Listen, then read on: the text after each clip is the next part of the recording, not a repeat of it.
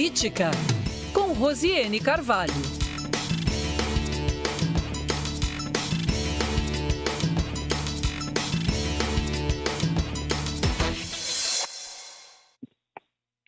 Quatro horas e 47 minutos, já estamos ao vivo com a jornalista Rosiane Carvalho, que traz informações sobre a repercussão da reforma tributária no Congresso. Boa tarde, Rose. Boa tarde, Cindy. Boa tarde para todo mundo que está com você no estúdio. Também boa tarde para o ouvinte da Band News Difusora.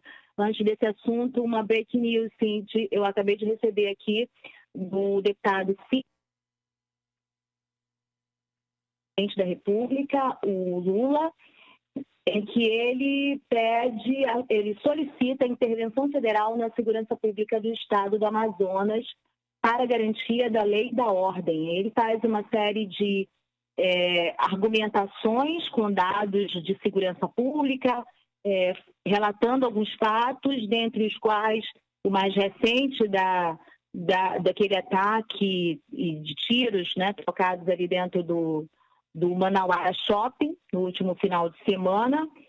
E aí, na sequência, ele fala que há, na opinião dele, né, dentro desse ofício, uma incapacidade das autoridades públicas estaduais de controlarem essa situação e por isso que seria necessário a intervenção federal. Esse é um ofício do gabinete do deputado Sidney Leite, do PSD do Amazonas, do presidente Lula. Eu pedi aqui respostas, entrei em contato com a Secretaria de Segurança, com o Coronel Vinícius, não consegui de imediato, acabei de mandar também a mensagem. O Coronel Vinícius, o secretário de Segurança, é sempre muito atento a essas respostas, ele atende muito rapidamente, não respondeu agora, provavelmente responderá na sequência e a gente traz esse desdobramento, o posicionamento da Secretaria de Segurança assim que possível. Rose, mas agora falando sobre a repercussão da reforma tributária no Congresso, quais são as informações que você tem para a gente? Eu quero conversar com o ouvinte da Band News Difusora hoje sobre comunicação, sobre estratégia de comunicação política, onde se acerta, onde erra, onde se busca burlar bloqueios nessa comunicação, né, nessa forma de levar informação ou desinformação para o ouvinte, leitor, para a população, para o eleitor. Né? Na verdade, essa população é vista como eleitor, porque o pano de fundo sempre é a próxima disputa eleitoral. Então, o que a gente percebe nos últimos dias? As pautas que foram colocadas por grupos políticos que estão se desenhando, ou começando, né, esse desenho, que vão se estabelecer lá perto da eleição de 2026.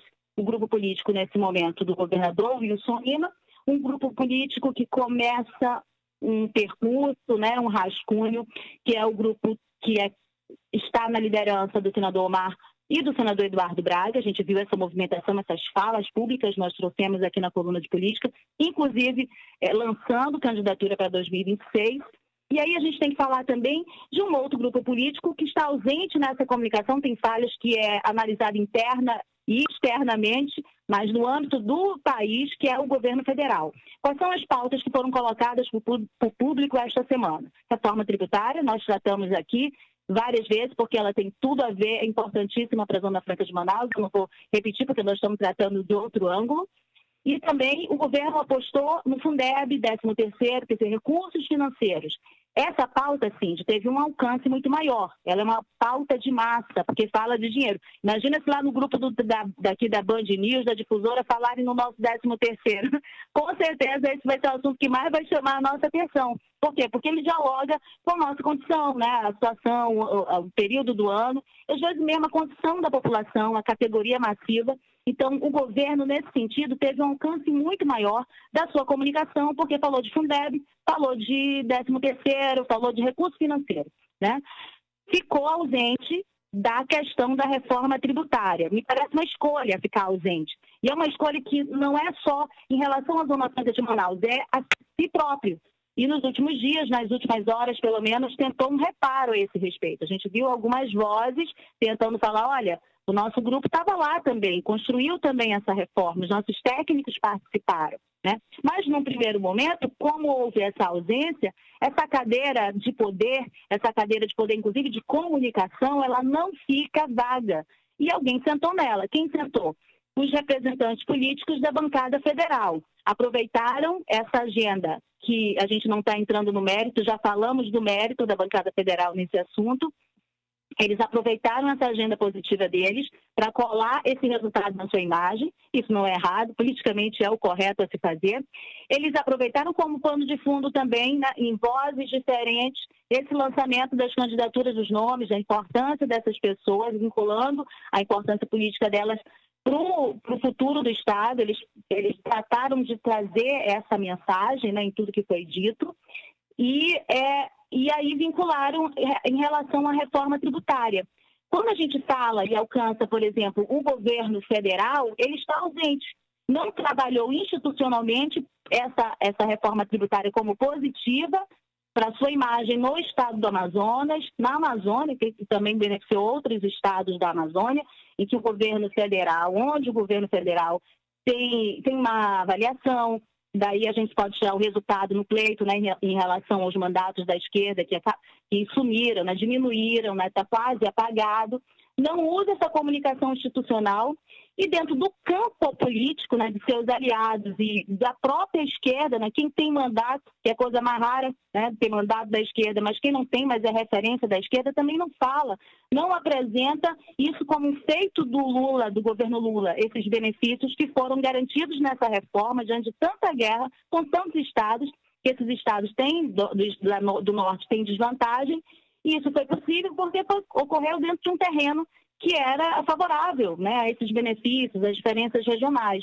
Então, essa comunicação, a gente não vê o Lula, o governo federal, nem como pano de fundo desse debate. Então, isso também é um erro de comunicação política. Eu só queria acrescentar que a bancada certa ao perceber como funciona essa mídia, né? Essa mídia, ela funciona de uma forma, com uma engrenagem que cria bloqueios para alguns assuntos, os jornalistas sabem disso, né? Porque a gente também, por outros motivos, com outras estratégias, criamos formas de furar esse bloqueio, as brechas, para a gente comunicar os assuntos que a população precisa saber, né? Eles perceberam como isso funciona, quer dizer, uma engrenagem de publicação imediata do release, que a release não é jornalismo, release é comunicação oficial da instituição, comunicação oficial do político, o que significa que vai estar só a versão que favorece quem está distribuindo isso.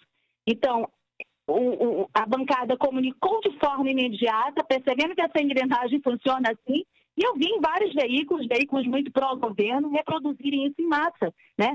Eu vi títulos de matéria dizendo que a emenda que aprovaram na Câmara era do Eduardo Braga, não era mais nem do Reginaldo Lopes, do deputado federal, entendeu? Então, isso é uma narrativa, é uma forma de conduzir a informação da forma que lhe favoreça. Como estratégia de comunicação, fizeram a leitura de como a mídia está funcionando, de como está funcionando muitas redações, e acertaram, né? Divulgaram isso. Tanto, penso que o governo percebeu de alguma maneira e nas últimas horas tentou, por meio de outras vozes, emplacar outro tipo de discurso que também não apagasse a sua participação na reforma tributária. É isso, penso que o resumo básico dessa questão da comunicação nesses últimos dias com essas pautas, né, de quem ganha, quem perde, e como o jornalismo se comporta também, né, nas entrelinhas a gente também pode perceber isso. Essa é a nossa contribuição com a coluna de hoje. Rose, você tem informações também para a gente sobre a participação no Fala Ministro com a ministra Luciana Santos?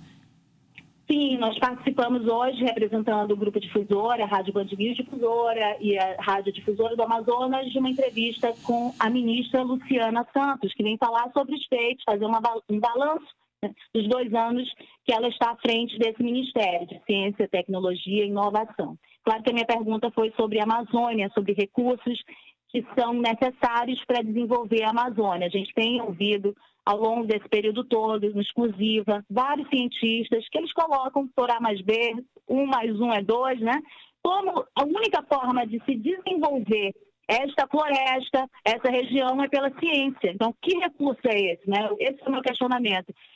Se apresentou no ano passado recursos da ordem de 3,6 bilhões para a Amazônia, em ciência, né? O professor Enio Candotti está fazendo um ano que, infelizmente, materialmente nós não temos, né, que ele faleceu, o professor Enio. Ele disse, olha, a promessa já foi de 10 bilhões. 10 bilhões. E veja, foi 3,6 bilhões no ano passado. Além disso, há uma série de recursos humanos que essa região já tem que não é aproveitado. Bom, e aí quando você olha qual é o orçamento do Ministério de Ciência e Tecnologia para desenvolver a ciência no país, né, não é só no bioma Amazônia, nos 2 anos foi de 26 bilhões.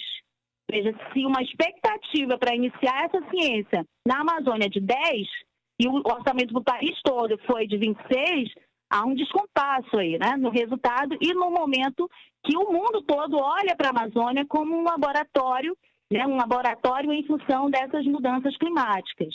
Essa é a questão, né? Essa é a dúvida sobre o legado desse ministério, do próprio governo para a Amazônia em relação à ciência. E que eu convido vocês a ouvirem, né, o que argumenta a ministra. Eu coloquei o vídeo no meu Instagram, mas também está ali no YouTube da EBC.